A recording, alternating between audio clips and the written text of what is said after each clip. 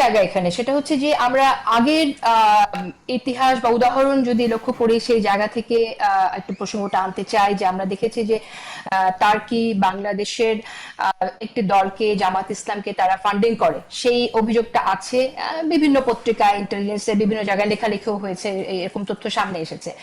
আমরা এখন দেখছি যে এই নির্বাচনের পরে বিরোধী জোট যেমন আক্রমণাত্মক কথা বলছে, বিএনপি নেতাদের দিকে তীর ছুটছে, সরকারের যারা আছে দায়িত্বপ্রাপ্ত তাদের দিকে তীর ছুঁড়ে কথা বলছে, আবার সরকারের দলের লোকজনও সেরকম তীর ছুঁড়ে কথা বলছে। এই তীর ছোড়াছুড়ি আছে, কিন্তু একটি দেশ, বাংলাদেশের একটি বিশেষ দলকে তাদের বিরোধী জোটকে সহযোগিতা করা সত্ত্বেও তাদের সাথে এই যে দ্বিপাক্ষিক সম্পর্ক যেটা ডেভেলপ করতে যাচ্ছে এবং সামনে এগিয়ে নেওয়ার যে পরিকল্পনা, সেটাকে আপনি কিভাবে দেখেন? মানে আপনার কি মনে হয় যে বিরোধী জোট এটাকে আসলে সাধুবাদ জানানো উচিত, বা আপনি কি সাধুবাদ জানান কিনা?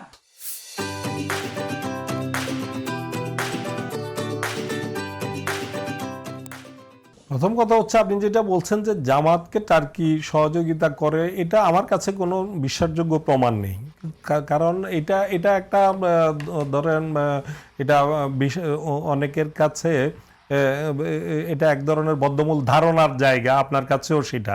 কিন্তু আমি যেটা বুঝি যে জামাত ইসলামীর ফান্ডিংটা গোটা মধ্যপ্রাচ্য থেকেও হয়, তারপরে মুসলিম বিভিন্ন কান্ট্রি থেকে হয়।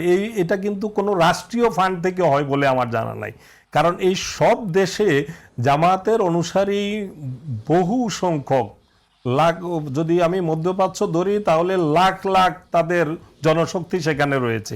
এই জনশক্তিগুলো যাওয়ার পেছনে জামাতের একটা তাদের ব্লেসিংস থাকে, এবং ব্লেসিংস থাকার ফলে এই জনশক্তি যখন ওখানে গিয়ে আয় করে, তারা কিন্তু আয়ের একটি অংশ তারা কিন্তু এই দলীয় ফান্ডে বিভিন্ন উপলক্ষ করে দেয়। নির্বাচন আসলে তো তারা বড় অঙ্কে দেয়, আর সব সময়ই তাদের ক্রাইসিসে তারা এই ফান্ডিংটা করে। এই ফান্ডটাকে অনেকে বলে যে অমুক দেশ থেকে ফান্ড আসে। রাষ্ট্রীয় ফান্ড থেকে এভাবে কোনো রাজনৈতিক দলের ফান্ড আসছে এরকম কোনো প্রমাণ এখনো পর্যন্ত আমার অন্তত পক্ষে আমার সাংবাদিকতার সূত্রে আমি কখনো পাইনি। এটা একটু বলি আপনাকে, এটা আমরা বুঝবো কি করে? যেমন ধরেন চাইনিজ ফান্ডে যখন কিছু সহযোগিতা দেয়া হলো, তখন কিন্তু প্রথমে আমরা দেখলাম জামাতের আমিরের পোস্ট থেকে দেয়া হলো যে তারা সহযোগিতা করছে, কিন্তু যখন চায়নার এম্বাসি যখন এটা জানালো, তারপর আমরা পোস্টটাকে আমরা সংশোধন করে দেখলাম যেটা যৌথ উদ্যোগে চাইনিজরা এবং জামাতে ইসলামের পক্ষ থেকে তারা এই সহযোগিতাগুলো করছে এবং মানুষকে গিফট দিচ্ছে। সেই প্রসঙ্গ আসলো। এটা তো আসলে চায়না যদি কমপ্লেন না করতো আমরা জানতাম না। চায়না রাশিয়ার বিষয়টা সম্পূর্ণ ভিন্ন। চাইনিজরা এবং রাশিয়ানরা এরা শুধুমাত্র বিশ্বব্যাপী, শুধু বাংলাদেশ নয়, তারা বিশ্বব্যাপী। তাদেরকে বলা হয়, একবার একটা গবেষণা হয়েছিল, গবেষণার রিপোর্টটা হচ্ছে এরকম, আন্তর্জাতিক গবেষণার রিপোর্টটা হচ্ছে এরকম, বিশ্বব্যাপী ঘুষের মাধ্যমে কাজ ভাগিয়ে নেওয়ার ক্ষেত্রে রাশিয়া এবং চীন হলেও শীর্ষে। এর অর্থ হচ্ছে এই, তারা তাদের বাণিজ্যিক কারণে, ব্যবসায়িক স্বার্থের কারণে যখন যাকে প্রয়োজন তারা কিন্তু টাকা পয়সা দেয়।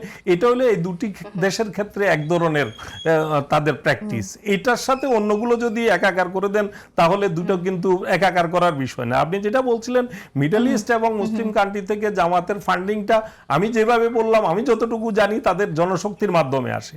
আর চীনের কথা যেটা বললেন, চীন, রাশিয়া, এ ধরনের দলগুলো যে তাদের সম্ভাব্য ক্ষমতায় যারা যাবে তাদেরকে আগেভাগে তাদেরকে কবজা করার জন্য তারা কিন্তু ইলেকশনে ফান্ডিং করে, ক্ষমতায় আসলে যাতে তারা বড় ধরনের প্রজেক্ট নিতে পারে, ব্যবসা করতে পারে, এই জন্য তারা বিশ্বব্যাপী করে।